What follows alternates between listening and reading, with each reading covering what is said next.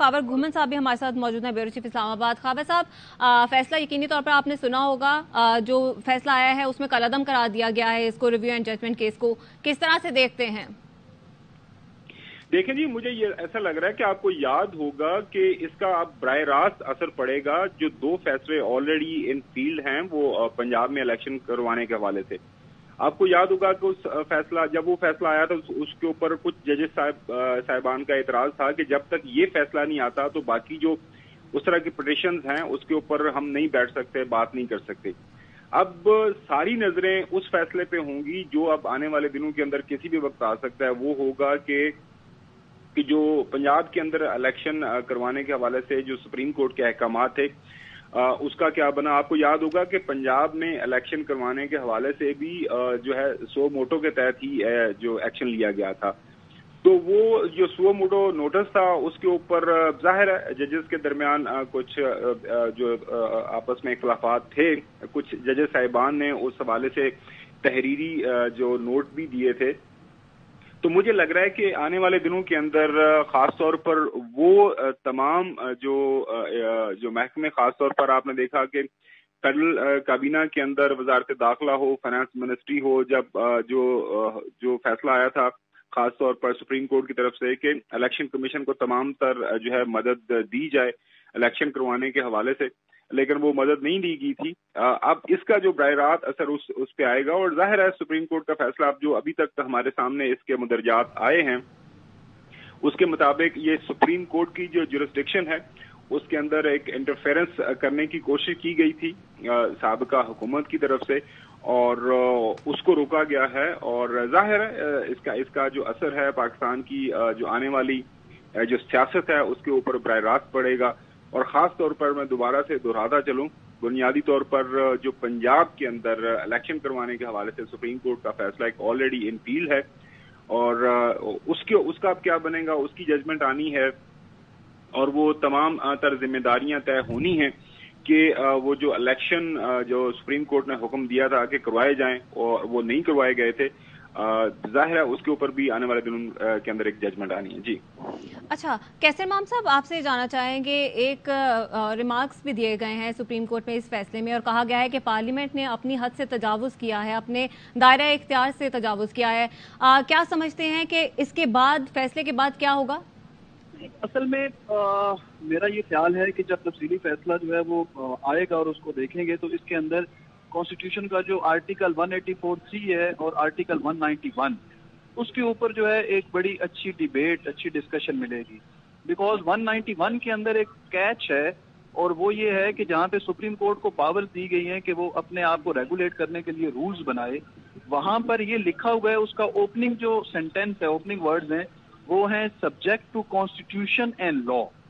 Supreme court can make rules और अपने आप को रेगुलेट करे। तो उसमें जो लॉ का वर्ड है ये लाजमी बात है, उसी कानून की बात है कि जो पार्लियामेंट पास कर सकती है। तो इसका मतलब ये है कि जो एक बनती है हायरार्की कानून की, वो ये बनती है कि सबसे पहले कॉन्स्टिट्यूशन, फिर कोई भी लॉ जो पार्लियामेंट ने पास किया, and then rules of the Supreme Court. So ये फैसला पढ़ने के बाद पता चलेगा कि इस कैच से को कैसे एक्सप्लेन किया गया है, इस प्रोविजन को कैसे एक्सप्लेन किया गया है। लेकिन मैं ज़ाती तौर पे ये समझता हूँ कि वही चीज़ प्रिवेल हुई कि इट वाज टेकन एज कि ये अदलिया की आज़ादी के ऊपर एक हमला है बाय दी लेजिस्लेचर। अच्छा, तो खाबर घुमन साहब, आप क्या समझते हैं, अब चूंकि असेंबली तो तहलील हो चुकी है, तो किस तरह से जाता हुआ देख रहे हैं ये मामला? अब देखें, जो बुनियादी मकसद था रिव्यू ऑफ ऑर्डर एंड ये जो जजमेंट्स के हवाले से जो एक्ट आया था, उसका मकसद ये था कि जो सो मोटो के इख्तियारात हैं, जो मौजूदा जो रूल्स एंड रेगुलेशन के मुताबिक जो मास्टर ऑफ रोल्स का किरदार है वो सुप्रीम कोर्ट के चीफ जस्टिस के पास होता है कि बेंचेस किस तरह के बनने हैं, किसी मामले के ऊपर सो मोटो नोटिस लिया जाना है तो उसके लिए क्या तरीकाकार होना चाहिए, और ये तमाम तर और जो इख्तियारात फिल वक्त जो है जो सिटिंग चीफ जस्टिस हैं उनके पास है। इस एक्ट के जरिए जो है सुप्रीम कोर्ट के चीफ जस्टिस के जो इख्तियारात के ऊपर कदगन लगाने की कोशिश की गई थी। आपको याद होगा इस एक्ट के अंदर ये भी बताया गया था कि अब आइंदा जो है एक 3 मेंबर कमेटी है वो फैसला करेगी कि कौन सा बेंच बनेगा, कैसे बेंच बनेगा, कौन से इशू के ऊपर सुओ मोटो नोटिस बनता है या नहीं बनता, तो ये तमाम तर मामला इस एक्ट के जरिए सामने लाए गए थे। अब उसके ऊपर दूसरी तरफ से जो आर्गुमेंट पेश किया गया वो ये था कि ये तय है, जो अभी कैसर इमाम साहब भी बात कर रहे थे, कि सब्जेक्ट टू द कॉन्स्टिट्यूशन जो सुप्रीम कोर्ट के तमाम रूल्स हैं,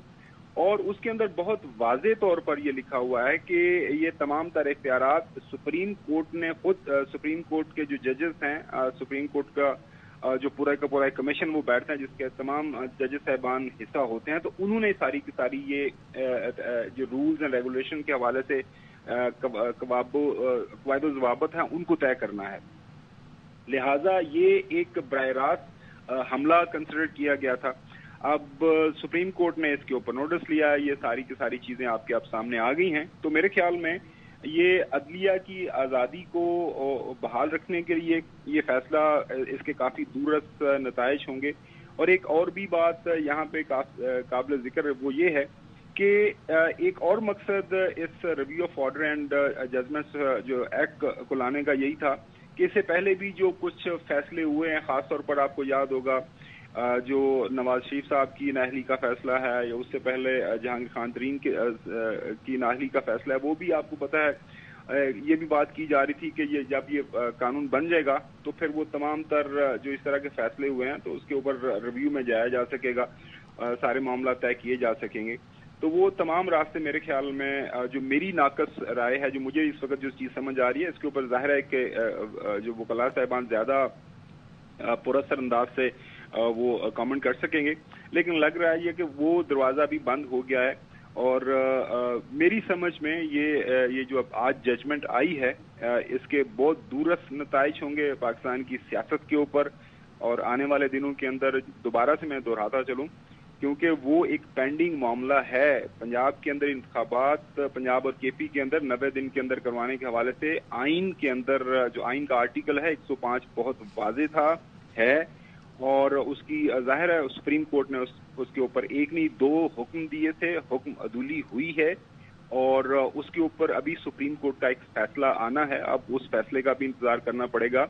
और पिछले दिनों आपको याद होगा कि जब ये मामला आया था, एक और इशू जो सुप्रीम कोर्ट के सामने आया था, खासतौर पर ये जो सिविलियंस को जो मिलिट्री कोर्ट्स के अंदर ट्रायल करने के हवाले से तो एक लार्जर बेंच बना था। तो अभी जो सीनियर प्योनल जज हैं जिनका नोटिफिकेशन भी हो चुका हुआ है आइंदा चीफ जस्टिस काजी फाइज ईसा साहब इज्जत माब, उन्होंने ये कहा था कि जब तक ये सुप्रीम कोर्ट ये जो फैसला है, जो अब आज फैसला आ गया है, फैसला नहीं आ जाता, उससे पहले मैं इस तरह के बेंच का हिस्सा नहीं बनूंगा। लिहाजा देयर इज अ पॉसिबिलिटी कि वो जो बेंच के अंदर ये लोग थे शायद वापस उस बेंच के अंदर वो बैठ जाएं, और लग यही रहा है कि अब ये जो मामला है अब तय हो गया है, अनटिल अनलेस कि इसके ऊपर कोई मजीद आइंदा आने वाली जो असेंबली है, जब भी इलेक्शन होंगे मुल्क के अंदर, एक जो पार्लियामान दोबारा से बनेगी, इसके ऊपर दोबारा से कोई कानून साजी, और क्योंकि ज्यादातर वकला का ये कहना है कि ये इतना सीरियस मामला है, अगर जो है मौजूदा रूल्स एंड रेगुलेशन जो हैं उसके अंदर सुप्रीम कोर्ट के अगर आपने कोई तब्दीली लानी है तो उसके लिए जरूरी है कि आप आइन के अंदर तब्दीली लेके आएं, ताकि सब्जेक्ट टू द कॉन्स्टिट्यूशन जो रूल्स एंड रेगुलेशन जो सुप्रीम कोर्ट के मौजूदा हैं वो बनाए जाने हैं। लिहाजा आइन बहुत वाज़ेह है कि जो है सुप्रीम कोर्ट के अंदर जो सारी की सारी रूल्स एंड रेगुलेशंस बननी है वो सुप्रीम कोर्ट के अपने जो जजेस साहबान हैं उन्होंने बनानी है, ना कि जो है पार्लियामान ने। और पार्लियामान की तरफ से ये जो